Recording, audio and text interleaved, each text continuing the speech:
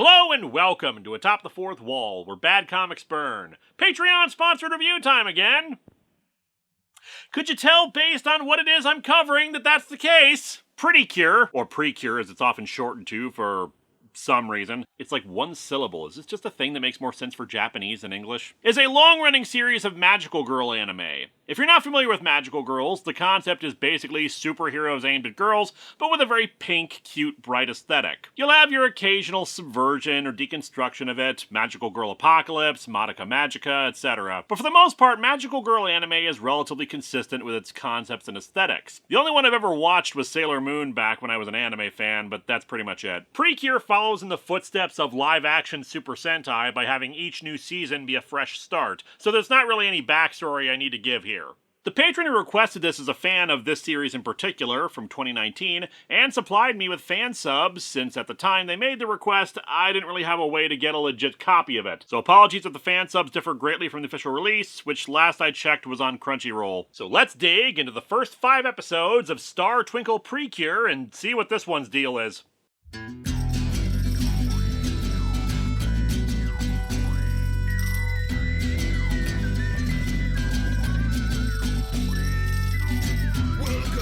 Atop the fourth wall, when bad comics burn, Linkara's gonna teach you all a lesson you won't learn. What's with these awkward subjects? What's all this art so rubbish? To anyone who's had a bad comic published, it could be your turn. Linkara, he is a man, punch, sporadically a grouch. Linkara, he has his own spaceship, but he's always on his couch. Linkara, a universe in flux. Linkara, this comic sucks. Linkara.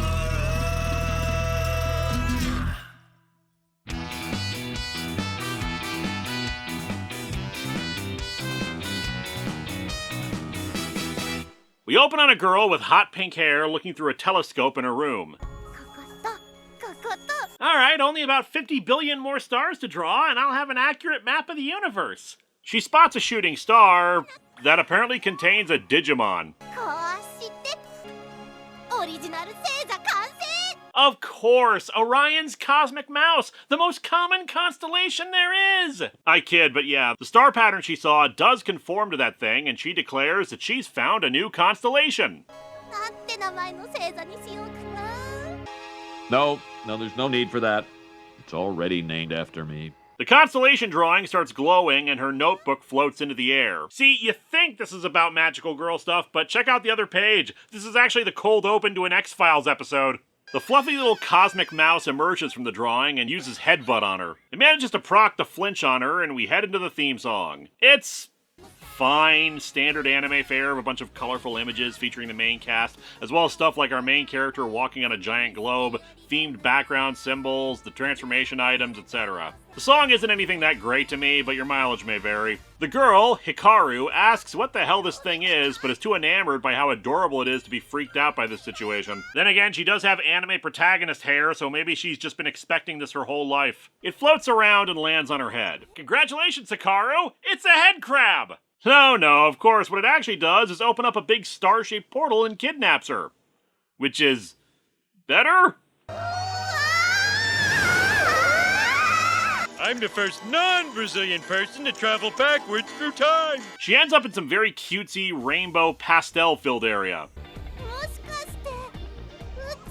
Wow, there's air, color, and I can move pretty easily. We've been way off base about how space works. There are even snacks! She spots some kind of dark, purple, foggy heart area, and then I guess she passes out because she then wakes up back in her bed. She figures it was just a dream, but the creature is still around. It flies out the window, and Hikaru tries to rush out the door to chase it, but her grandpa doesn't seem to buy the story about an alien taking her into space. This is like the 5th magical alien creature that's tried to recruit you. Just tell it to piss off like all the rest. Her grandmother gives her lunch in a thermos, figuring she just had a fun dream. She heads up to the observatory owned by an old man, Mr. Rio, and explains what happened, wondering if the notebook he gave her has magical powers. He says it's just an old notebook he found in the storage area, but is happy that it sparked her imagination. She stops to eat her breakfast, which includes a donut. God, I was wrong. It's not a head crab. It's a face hugger. She gives it some of her donut, and it actually starts speaking to her. She gives it the name Fua, and they hang out for a while under the sun while they both fall asleep. Fua dreams of a pink-haired lady talking to her. Just don't eat any donuts or we're all doomed! We cut to Rainbow Space, where a bunch of flying saucers are shooting at another craft containing this blue-haired lady and a second cute mascot. Blue-haired lady is looking for Fua, and apparently Fua can see this happening, and she opens up a portal to allow the craft to land safely on Earth. You gotta flip them off. I told them it means peace among worlds. After we return from commercial, blue-haired girl is apparently suffering from travel sickness, and then they're shocked to see Hikaru.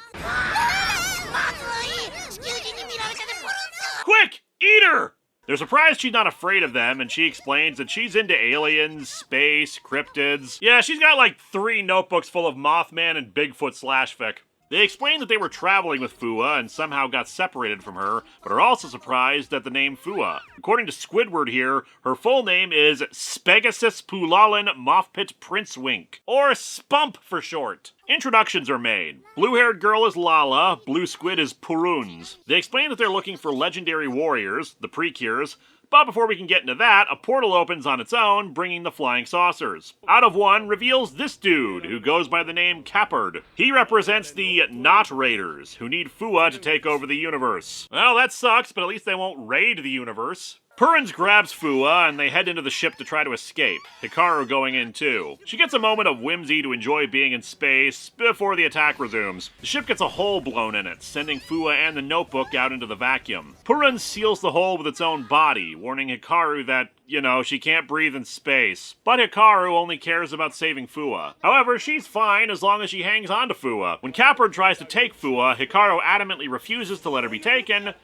and the notebook transforms into a Twinkle book, and 2 objects, a weird-looking pen and an ink bottle pendant, magically come out of it to give to Hikaru. By sticking the pen inside the pendant, Hikaru sings about how she'll draw what she desires to be, and we have our transformation sequence, full of lots of sparkles and whatnot.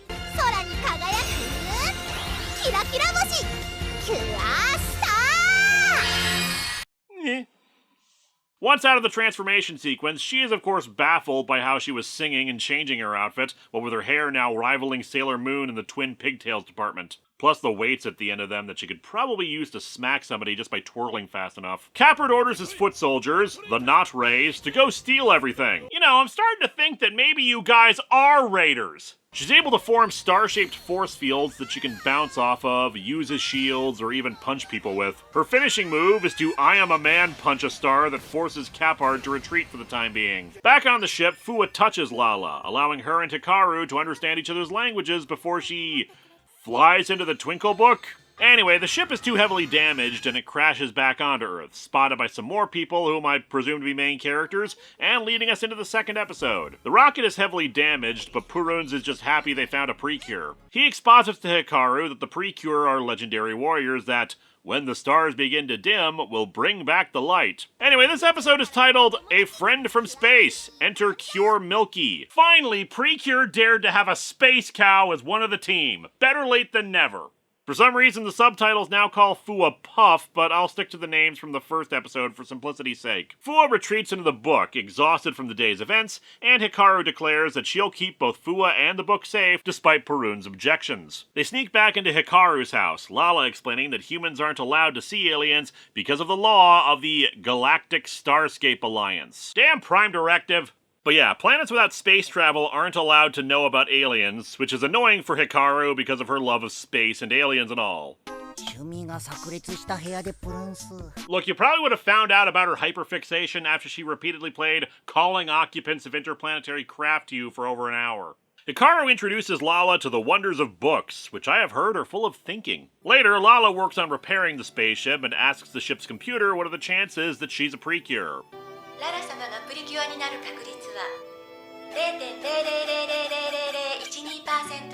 So it's not 0 at least?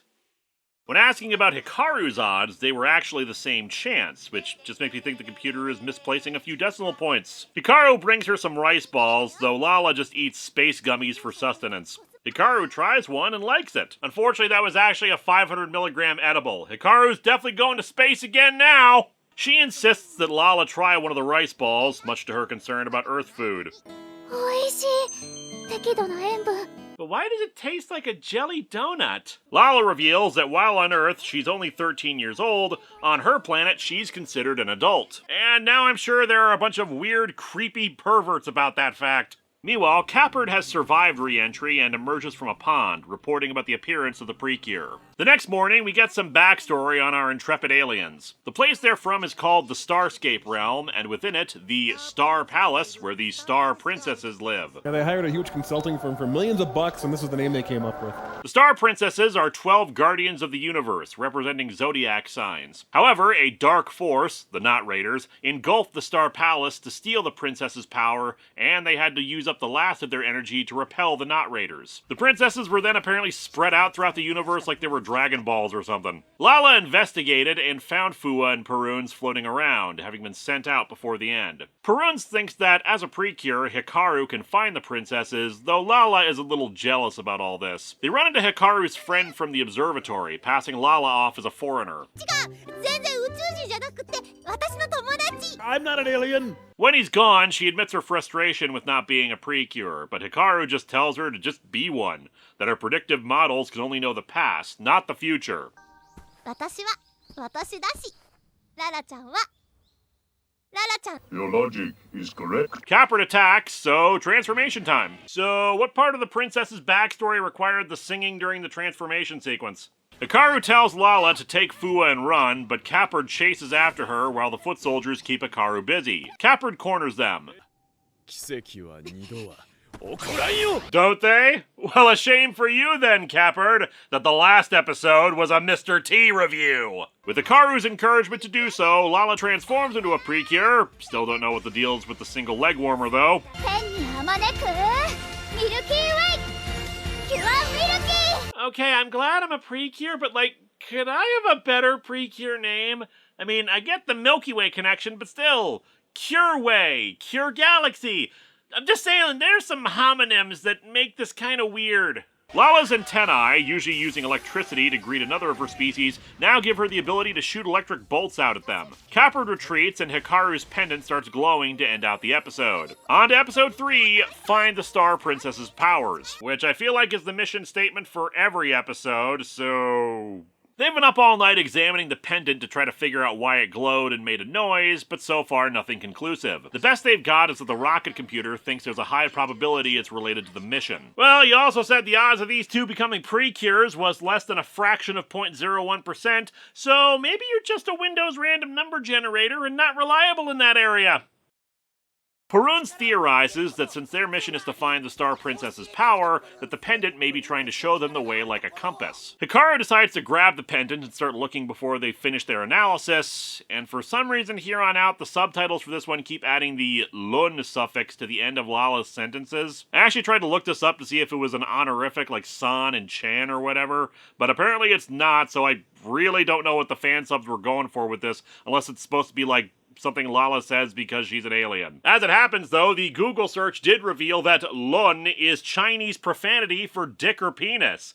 So there's your educational moment of this episode of Atop the Fourth Wall. Hikaru and Lala get into an argument, Lala wanting to do analysis and study rather than Hikaru wanting to just go forward and search, especially after the pendant makes another noise while she's waving it around. Gotta be honest, episode 3 is weird compared to the first two. Hikaru is acting a lot brattier than she was, more impulsive and flighty rather than in awe or positive, while Lala is equally more easily angered and dismissive.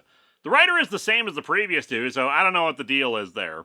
They head into a marketplace full of people, Hikaru getting them to blend in by having Peruns act like a balloon and Fua just staying still like a stuffed animal. The two continue to argue, even while Hikaru hears about a giant firefly appearing out of season near the lake, but the argument is interrupted by a blonde girl who gives them a flower. Hikaru says this is Elena Amamiya, an upperclassman who's known as the son of the middle school because of her positivity and the blonde hair and all. She says that she frequently breaks up fights between her younger siblings by reminding them to listen to what the other has to say before going back to work at a flower shop. Capard, meanwhile, is visited by a woman named Tenjo, who has new orders for him, to return to their headquarters while she takes over the hunt. She says she's not interested in grabbing Fua, though. Her Her target is specifically the Star Princess's powers. After the commercial break, our heroes are climbing up the mountain to look for the Firefly, but of course are continuing to argue. It's only Fua begging them to get along and starting to cry that finally gets them to stop. The two finally realize that the things they've both been working on, the analysis from the ship that indicates the Star Princess's power might manifest in the shape of a pen,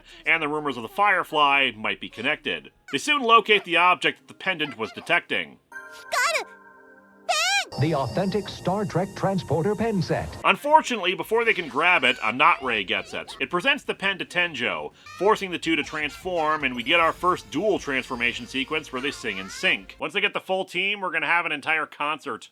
Tenjo is a better leader than Kapard, directing her foot soldiers rather than going into the fray like he did. As such, Hikaru encourages Lala to try to analyze the situation and come up with a strategy, allowing them to block their weapons and then retrieve the pen. Plugging the pen into the pendant allows Hikaru to deliver a more powerful attack, forcing Tenjo to withdraw. The pen, speaking with the voice of the Taurus Star Princess, tells them to draw the constellation they want, and that somehow turns Fua into a little cow puffball. Just genuinely impressive that they made the already adorable creature even cuter. But yeah, one of the princesses is restored to the Star Palace. She encourages them to find the other 11 constellations, or all the stars in the universe will vanish. With that, the two apologize for being jerks to the other, and time to move on to the next episode. Ciao, A Dazzling Smile, The Dawn of Cure Soleil. No points for the first half, but definitely points on the wordplay of dawn and soleil. While Amamiya makes eggs for her family, Lala continues working on repairs to the rocket. Hikaru drops off some food for her since she has to go to school, but Lala is intrigued by the idea and goes with, explaining that artificial intelligence on her world can answer any questions, so they don't really have school. Given its accuracy so far, I guess this does predict how crappy LLMs turned out to be when people treat it like a search engine. Also, this first minute really kind of demonstrates quickly what I meant about episode 3 feeling weird. Lala is friendly, fascinated by Earth life, in awe of the campus, and not solely focused on the mission. It's not like the third episode was bad, just the character behavior is a bit head-scratching compared to what we've seen in other episodes. Anyway, they spot Amamiya and want to thank her for her help in stopping the fighting, but there are too many other fans of her in the way. She then demonstrates how utterly badass she is as a soccer ball flies towards the group, and she effortlessly flips over and kicks it back to the field, just saying they need to be careful. By lunchtime, she has cured cancer, lowered gas prices across the world by $3, and is currently working on a time machine powered by smiling. Lala doesn't attend the school, so she just looks in on it, seeing Hikaru writing down notes while Amamiya does gym, landing in a position that frankly looks very Escher Girls, with her upper body twisting around almost 180 degrees. The true power of the Precure is stretchy anatomy. At lunch, the pen and the Twinkle book start glowing, forming a connect-the-dots picture of a constellation that Hikaru has to draw. It forms into a piece of cake, which magically becomes real for Fua to eat. The team suspects that this is what the Taurus Princess meant by helping Fua grow. Or maybe she meant give it diabetes. We cut to the home base / dimension / whatever of the Not Raiders, where Kapard is being informed by his boss, Garuoga, that the Precures have succeeded in returning one of the Star Princesses, so they need to step up and find the other Princess Pens. He says that there will be a lot of power when their Lord awakens, and we see he's referring to a giant diamond. Ah, so their Lord is Leviathan from Hellraiser. Just where I expected this series to go. Some little Cyclops girl and her anthro wolf? Butler reveal a radar that they can use to track the pens, though Tenjo, listening in, says that he's not needed and that she'll take care of it. Ugh, office politics. Listen, you both need to unionize together against the higher-ups if you want to get anything done around here. Hikaru and Lala try to meet up with Amamiya, but instead find a crowd for another popular girl, Madoka Kaguya, considered the moon of the middle school. This is a weird remake of Equestria Girls. Madoka is the student council president and the best student in the school, and tells them that Amamiya has already left for the day. As they head out, though, she spots Fua leaving the bag. After the commercial break, our heroes run into Amamiya in the marketplace again, and thank her for her help in the last episode. Her siblings taking Fua away, thinking she's a plushie. Fortunately, no harm is done, and they just chill and talk with her for a bit before heading out once more. Unfortunately, they come across Tenjo again, who demands they hand over the pen. The battle is partly visible from Amamiya's home, and when she realizes that her heroes were walking in that direction, she heads out to see if she can help. The foot soldiers manage to separate Puruns and Fua, keeping the group separated and unable to help one another. Fua keeps floating around just out of reach. Unfortunately, despite being a creature that flies through space, she forgets that she is capable of flying straight up and even farther from their reach. This pattern indicates two-dimensional thinking. To be fair, that carries its own risk, especially since moving above the smoke the Not Raiders have released will make her an easier target, but still. Amamiya comes in, but her legs are actually shaking and she's nervous to get involved, until she realizes that Curestar is Hikaru, and she leaps into the fray, grabbing Fua to protect her. よくわからないけど、そんなの大した問題じゃない。 And I gotta tell you, this is the weirdest real estate scam I've ever seen. Amamiya manages to evade the foot soldiers, and Fua starts glowing, a transformation pen and pendant coming out of the Twinkle book for her, and yep, transformation sequence. Amamiya, here we go again. So far, this is the weirdest one because it involves her dipping her hand and feet inside gelatinous balls to form her outfit. Not sure what that has to do with the sun, but yeah. Introducing Cure Soleil. Given her athletic prowess and some fire powers, she just lays waste to the Not Rays. And now everything in the park is on fire. Twinkle! Tenjo implements a new strategy. Run away! Run away! Run away!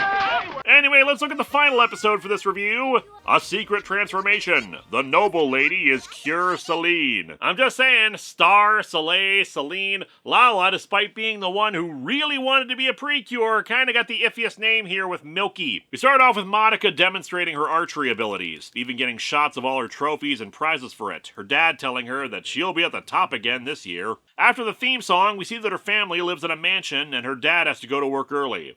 当然だ。上に立つ者が率先して動く。 That McDonald's won't manage itself, you know. He says that a leader needs to set an example to his subordinates, a lesson he wants Monica to take to heart. He's apparently the chief of the Space Research Special Task Force, working with the government to investigate the recent alien sightings. かぐや家の家長だ。かぐやの家に秘密はない。 Anyway, I'm off to my secret second family and crap. Before she can tell him about what he saw with Fua, he gets a phone call and states that sympathizing with aliens cannot be allowed. I'm the government, I'm the government, I'm the reason nothing works. Off-screen, Amamiya has gotten the exposition dump about everything, but for now it's back to school as normal, but with both her and Monica getting swarmed by other students. This random blonde girl shows up to talk about Monica and how cool and popular her family is. 誰るんこの説明的なセリフは。 Oh, don't mind her, she just spends a lot of time on fan wikis. This is Sakurako Himanojo, who sees herself as a rival of Monica and wants to surpass her. Once again, Monica spots our heroes and even Perun's moving and talking on its own, feeling conflicted about whether she should tell anyone about what she's seen. She confronts Hikaru at lunch, asking if she's hiding something. I'm not an alien. Amamiya tries to move them along, but Fua just comes out and waves at her, blowing their cover. They explain the situation to her, the conflict about whether to report this causing her to miss her next archery shot. Her dad wants to know if something happened at school, saying that they let her go to it so she can understand common people better in anticipation of her becoming a leader someday too. Which I suppose is a nice sentiment from rich people and better than just sequestering her in an environment where she doesn't understand normal people, but it still sounds incredibly douchey. He says she can't concern herself with school trivialities if she's going to be a leader someday. The next day, she follows the girls back to the rocket and says that it doesn't matter why they're here. She can't keep this a secret from her father, but then Fua gives her a rice ball. Hikaru asks the million-dollar question. All of this is what her father thinks and wants, but what does she think and want? Before she can answer, they hear the Not Raiders nearby looking for a pen. They explain how they're after the terrified Fua and the Precures jump into action against Tenjo. Time for triple the transformation singing. Unfortunately, while they're fighting, Tenjo notices Monica and demands she hand over Fua. She runs off with Fua, deciding to protect her. Naturally, this leads to a pen and pendant for Monica, who hesitates at first because of her father's words, but she decides that protecting Fua is indeed what she wants. By the way, one really cool aspect of all the transformation sequences is that the pens act like pens. They're actually drawing parts of their outfits onto themselves while they're singing and dancing. Fits in thematically with the magic pens being able to create food and whatnot in the Twinkle book. So why don't they just draw a functional rocket or something? Tenjo tries to overwhelm her with sheer numbers, but they're still only attacking one at a time, so she's able to dodge them. Her attack, a mystical bow and arrow, quickly blasts away the foot soldiers, and once more Tenjo has to retreat. Her father and some other government agents show up, asking Monica if she knows anything about an alien sighting in this area, but she denies it. And so our episode ends with her saying that it hurts to lie to her father like this, so it's to her benefit to resolve all this as quickly as possible by helping them as a Precure. There are like 44 more episodes of this season, so good luck with that. Anyway, these episodes are perfectly fine. Based on these first 5 episodes, the show is a good action kids show. It's full of bright, colorful heroes and good themes of friendship, teamwork, self-confidence, and general positivity. I did look ahead a bit to see where things go, and yeah, I don't think it goes too dark or attempts to deconstruct anything. It's just a solid show about a group of superheroines who help save the universe while doing space stuff and not being assholes about it. I saw a lot of people excited for me to cover this, so I'm sorry if I'm not utterly wowed by it. It's just there's nothing really here that tickles my fancy any more than any other Sentai-esque show along similar lines. The transformation sequences are gorgeously executed, and I actually grew to love this song they sing during it, even if the inclusion of the singing is head-scratching to me. But these initial 5 episodes aren't really anything that have made me go, oh my god, I have to check out every episode and other Precure series now! Aside from the weird characterization in episode 3, the first 5 episodes are just a solid, consistent good time, and if you're into this sort of thing, it's got a thumbs up from me, so check it out if it piques your interest. Next time, we continue our Patreon-sponsored reviews with an old Star Wars annual that caused some continuity issues down the road.